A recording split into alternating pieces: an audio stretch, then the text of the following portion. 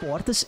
Tinha uma emissora lá em Minas, a gente não tinha TV aberta. A gente tinha antena convencional, mas pegava poucos canais. A gente assistia era pelas antenas parabólicas. Eu descobri uma emissora que era do Grupo Record, chamada Rede Família. E eu liguei e falei na época com a diretora da Flor, sabe a Flor do SBT? Ela tinha um programa na Rede Família, ela fazia esse programa na Rede Família e fazia o jogo dos pontinhos do Silvio. Rede Família? Rede Família, fica lá em Campinas a sede dela, ela pega para acho que 12 estados no Brasil e pelas antenas parabólicas. E na época eu assisti e vi que a Flor tinha um programa lá e ela não tinha nenhum colunista social ou pessoas que traziam notícias dos famosos da TV no programa, então caberia. Aí eu dei a sugestão à irmã dela, que era diretora do programa. E aí ela me convidou um dia para ir lá. Aí nós fizemos um teste, fiz essa participação. Um outro apresentador de um jornal policial que vinha na sequência, viu a minha participação na Flor, me chamou para fazer no mesmo dia o programa. Só que depois não me chamaram mais. Aí eu falei, coisas de televisão, né? Aí não me chamaram mais, mas foi até bom, porque também ficava lá em Campinas. Imagine toda semana eu ter que sair daqui e ir para Campinas, essa coisa. Aí, nessa mesma Rede Família, eu descobri que tinha um outro programa, só que era gravado de São Paulo, numa produtora. A emissora pagava para essa produtora produzia de São Paulo o programa que era exibido por essa Rede Família, que era com aquela Maria Cândida, sabe? Maria Cândida, claro. Apresentadora, passou por diversos canais, e aí ela fazia um programa Tudo Posso, chamava, de variedades, e ela já tinha alguns colunistas, mas ela variava os colunistas. E aí eu falei, já fiz na Flor, já fiz lá no Kleber, que tal fazer aqui? Aí comecei a fazer lá. Aí eu me lembro que minha mãe precisava nessa época ir para assinar a autorização de imagem, porque eu ainda não tinha completado os 18. Olha só. E aí fui fazendo até que um rapaz que fazia parte desse programa, só que numa parte de colunista de médico, cuidava mais do assunto medicina no programa, me indicou para uma outra apresentadora na NGT, em Sinal no 48, que eu já tinha tentado falar na NGT, mas nunca tinha conseguido falar com a produção. Aí, de repente, esse rapaz me indicou. Aí eu comecei a fazer colunismo social também com essa outra apresentadora. Aí foi nessa mesma época que eu encontrei o Silvio. Fui atrás do Silvio. Porque desde lá dos 13 anos... Fui atrás do Silvio Santos. Mas como? Como? Eu descobri que o Silvio sempre, antes de gravar os programas, ele fazia o cabelo no Jaça. Era de praxe, a rotina do Silvio. Eu já peguei a época que o Jaça já era ali na travessa da Avenida Brigadeiro Luiz Antônio, ali perto daquele hotel Unique, que parece um barco. Sei. Na rua Henrique Martins. Tá. Eu já peguei esse endereço, mas o Jaça antigo, das histórias até do Pânico e atrás do Silvio, era no Jaça anterior, que era perto ali da Brigadeiro da Faria Lima. Sei. Eu lembro de lá. Mas depois ele mudou. Eu já peguei essa fase que eu fui e encontrei o Silvio, foi já no novo Jaça, né? No salão novo, que ele tinha ali, tem ainda ali no Jardim Paulista. Vou tentar abordar ele lá? Não, primeiro que eu quis ir lá conhecer o Silvio, por quê? Porque eu sempre tive, desde os meus 13 anos, eu já tinha dentro de mim uma certeza de que o Silvio, se me conhecesse, ele ia gostar. Não porque eu lembro ele, mas é porque a gente tinha ideias parecidas e eu era um jovem muito antenado à audiência e à televisão. Mas você estudou ele, você leu sobre ele? Como você sabia? Não. Eu não fiquei fissurado no Silvio de ficar assistindo, nada disso. Não, mas como você sabia que vocês pensavam? Pelas entrevistas, algumas declarações que ele já deu, então eu via que a coisa era... E via também algumas histórias de pessoas que receberam a oportunidade dele. Entendi. Eu me lembro uma garota que foi, inclusive o grande público não se lembra dela, porque ela não teve tanto tempo de vídeo, mas chamava Rebeca. Ela foi num show de calouros, mas não aquele da antigo, mais atual, Sei. E participou e ele perguntou, mas qual que é o seu sonho? Aí ela falou, ser apresentadora aqui no SBT. Ele falou, então... Aí deu uma oportunidade à menina no Carrossel Animado, que era um programa de desenhos antes do Bom Dia e Companhia. Vinha antes dele na grade. Ela ficou pouco tempo no ar, porque todo mundo que era apadrinhado por ele lá dentro sofria muita perseguição. Era difícil durar lá dentro, desde pessoas de bastidor que ele dava oportunidade, a principalmente pessoas de vídeo, porque aí no vídeo a perseguição era ainda maior. Não sabia disso. Então tinha sempre essa política. Inclusive, quando eu falei isso em entrevistas, até colegas que sofreram o mesmo e vivenciaram isso, falaram, Dudu, parabéns, me ligaram. É mesmo? Pessoas me ligaram e falaram, parabéns por ter coragem de falar e de expor isso. E o próprio Silvio tinha essa noção, porque ele sempre deixava claro nas entrevistas e nas minhas participações no programa dele, e ele sabia disso. Ele sabia disso também. Aí... Pois bem. Você sabia disso? Fala, vou lá no Jaça. Vou lá no Jaça. Aí eu falei, o Silvio vai gostar. Eu sempre tinha isso comigo. Mas aí Deus foi me dando a direção do que eu tinha que fazer, de como eu tinha que fazer. Porque eu procurei o Silvio umas vezes na porta do salão. Como várias pessoas ficavam lá. Ah, tem uma galera. Ah, opa, tinha uma galera que ficava o tempo todo lá.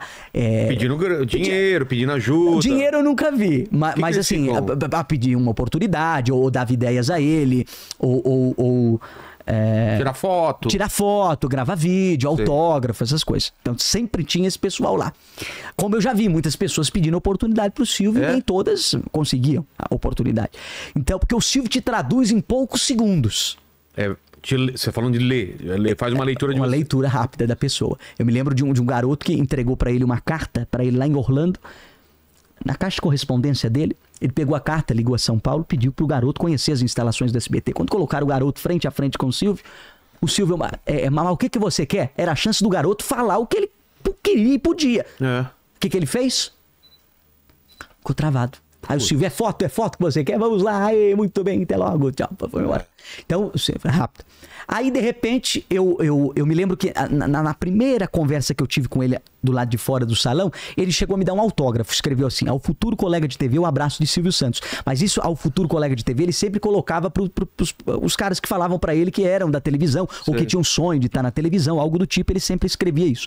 Então ele colocou o abraço, ao futuro colega de TV, um abraço do Silvio Santos. Ele assinou esse... E nesse dia, eu acho que eu fiz um vídeo com ele.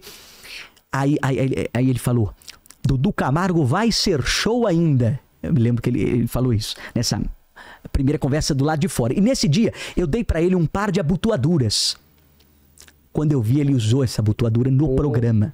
No programa. Porque foi um dia que ele tava gravando o jogo dos pontinhos, né? Que tinha a Ellen.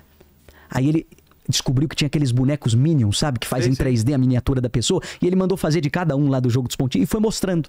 E aí a câmera focalizou aqui, pegou a abotoadura. Eu falei, pô, aqui eu dei ao Silvio. Ele tá usando, jamais esperava isso. Fiquei muito satisfeito na época, mas ainda não tinha tido a oportunidade de ter a conversa com ele. Porque nesse dia que eu falei com ele, era muita gente. Sim. Mas aí Deus preparou, foi tudo direitinho, porque o Silvio estreia aquele programa Fofocando numa segunda-feira. Quando foi na terça, pela manhã, eu falei com ele, mas aí não do lado de fora, eu já estava na parte interna do salão, que eu tinha ido fazer um procedimento lá no salão. E aí o Silvio veio saindo e eu falei, agora é a chance, né? Então, no hall ali do salão, entre onde o Silvio fazia a tintura do cabelo e a saída do salão, tinha o hall ali, a recepção. Aí eu dei de frente assim, aí eu, oi Silvio, como vai? Aí disparei falar tudo que eu já tinha feito, passei meu currículo a limpo pro Silvio e falei, Silvio, você estreou ontem um programa chamado Fofocando, que derrubou 23% a audiência do que os desenhos davam na faixa. Mas é um programa de fofoca que dá ser muito cru, Silvio. Ali é a fofoca falada. Você tem que colocar também no programa, igual o TV Fama faz, entrevista com os famosos, VTs, com o repórter entrevistando os famosos, né? Enfim, aí comecei a falar. Aí quando ele viu aquele jovem com 18 anos, aparelho nos dentes, falando pra ele até o que os diretores não tinham coragem de falar, ele... Me lembro que ele passou a mão aqui na boca, ele tava em pé, eu também, aí ele... Mas o pessoal lá já te conhece? Porque eu tinha falado dos trabalhos como ator que eu tinha feito lá e tal. Aí eu falei, não, Silvio, foram trabalhos que não teve grande destaque, mas tá aqui meu telefone. Aí entreguei num rasgo de papel, anotado a caneta, meu telefone. Aí o Silvio pegou o papelzinho. Aí, mas você tem um bom futuro em televisão, hein? Mas você não quer ser artista? Ó, esse aqui na minha frente, eu nem fazia ideia de quem era o rapaz. Esse aqui na minha frente é o empresário do Patati Patatá. Esse aqui é o Rinaldi. Você não quer ser artista? Fala com ele, quem sabe você não vira palhaço. Porra! Falou. Mas eu entendi. Ele não falou gozando, ele falou... Porque ele nem chegou a rir. Ele falou de uma forma, tipo assim, me fazendo uma ponte ali, uma negociata, pra ver se eu tinha uma oportunidade. Exato. E aí eu me lembro que aí a primeira vez que eu conheci o Rinaldi, né? Que era o dono da marca Patati Patatá, que tava lá, inclusive, pra falar com o Silvio de alguns projetos que ele tinha, que depois o Silvio colocou no ar, dentro do Sábado Animado, colocou aquele parque Patati Patatá, que eram umas sketches do Patati dentro do programa de desenho lá.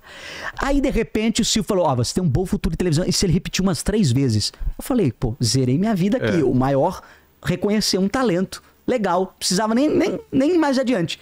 Mas Deus abençoou ali que o Silvio falou assim, olha, vou mandar o Rafael te ligar. Aí saiu. Aquela palavra do Silvio é uma palavra que você confia. De repente, eu tinha acordado muito cedo nesse dia. Era uma manhã de terça-feira. Aí eu fui pra casa. Como acordei muito cedo, tive sono à tarde. Aí dormi com o celular embaixo. Esse dia que você falou com o Silvio era uma terça? Era uma terça-feira pela manhã. Aí colocou o telefone debaixo. Coloquei o telefone debaixo do travesseiro, dormi. Pra não perder nenhuma ligação. De repente, vibrando. Número privado. Aí era o tal do Rafael, marcando uma reunião, marcou a reunião. Aí eu expliquei tudo que eu tinha vontade de fazer, porque eu já fazia colunismo social, né? Notícias dos famosos, da televisão, em vários programas eu já tinha feito. Então o programa era Fofocando, por que não trazer uma figura jovem para apresentar o programa também, para compor o elenco do programa? Aí de repente, o rapaz fala assim, eu vou falar com o Silvio, né? Vamos ver o que ele fala. Aí o rapaz até me adiantou, falou, você não precisa de piloto. Piloto é o quê? Programa teste. Sim. A gente vê que você fala bem, essa coisa e tal. Aí o rapaz me ligou. Depois eu tava gravando na NGT, um programa lá que eu fazia. Aí, de repente, ele ligou e falou, tem uma boa e uma má notícia. A má notícia é que o Silvio não quer um novo apresentador pro Fofocando. Só que a boa notícia é que ele mandou você escolher entre você fazer o Homem do Saco ou o repórter que entrevista os famosos. Se eu estivesse buscando fama, ou querer aparecer, ou status, o que eu escolhi? O repórter que ia entrevistar os famosos. Porque o Homem do Saco, pra quem não sabe, era um personagem que usava um saco na cabeça. É igual aquele DJ Marshmello que usava um balde na cabeça. Ele não mostrava o rosto. E aí eu optei por fazer o Homem do Saco. E por quê? Por quê? Porque o Homem do Saco era um co-apresentador. Já estava na linha, então, da apresentação, que era o que eu buscava. Ao mesmo tempo, o Homem do Saco estaria todos os dias no estúdio. E aí eu ia conviver com aquele negócio de audiência, com as estratégias, com a convivência de bastidor de televisão, né? Que eu gosto. E aí eu falei, então, Homem do Saco. Aí eles falaram, tem problema ser pagamento de cachê, porque o programa ainda não pegou, a gente não sabe se vai durar e tal. Eu falei, tranquilo, pra quem já fez muitos trabalhos de graça. E aí fui em frente. Aí me lembro, fiz o primeiro dia, pagaram o cachê e não fui chamado mais. Sério? E aí eu falei, pô, o Silvio gostou tanto, não fiz nada de errado no programa, não me chamaram mais, por quê? Aí eu voltei a procurar o Silvio, só que aí com embasamento. Porque naquela semana de estreia do programa, cada dia uma pessoa fez o Homem do Saco. E aí um determinado site fez uma coluna analisando o desempenho de palco de cada Homem do Saco daquele dia. Eles não sabiam quem era, mas foram analisando. Ó, o da segunda foi mais bem-humorado, o da terça... Sei. E falou que o da sexta, que era o dia que eu tinha feito, teve um bom desempenho de palco. Aí eu peguei e falei... Vou mostrar pro Silvio aqui o trabalho e avisar ele, porque eu tinha a noção e que realmente... ele nem sabia disso. E realmente não sabia. E aí eu falei com ele e tal. E lá no Jassa também? No Jassa também. E aí eu me lembro que nesse dia, ele me ouviu, falou, tá certo. E foi embora. Quando ele foi embora, ele fechou a porta. Do quê? Eu tava na parte interna do salão, aí ele tava saindo, ele falou e tal, e fechou a porta. Aí de repente...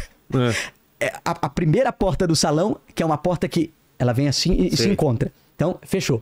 De repente, o Silvio abre de novo e joga a cara assim de novo e ele... Seu pai não te dá mesada? Do nada. Eu não tava esperando aquela pergunta. Aí eu falei, mas... do nada, imagina a cara do Silvio. Seu pai não te dá mesada? Seu pai não te dá mesada? Aí eu falei assim, não, Silvio, ele me ajuda com alguma coisa ou outra, mas eu quero conquistar com o meu próprio trabalho.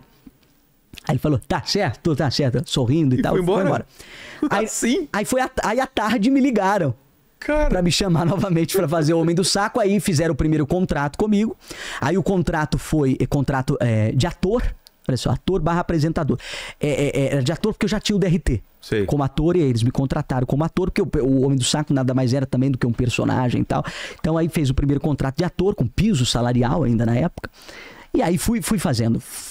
Comecei a ficar fixo como Homem do Saco.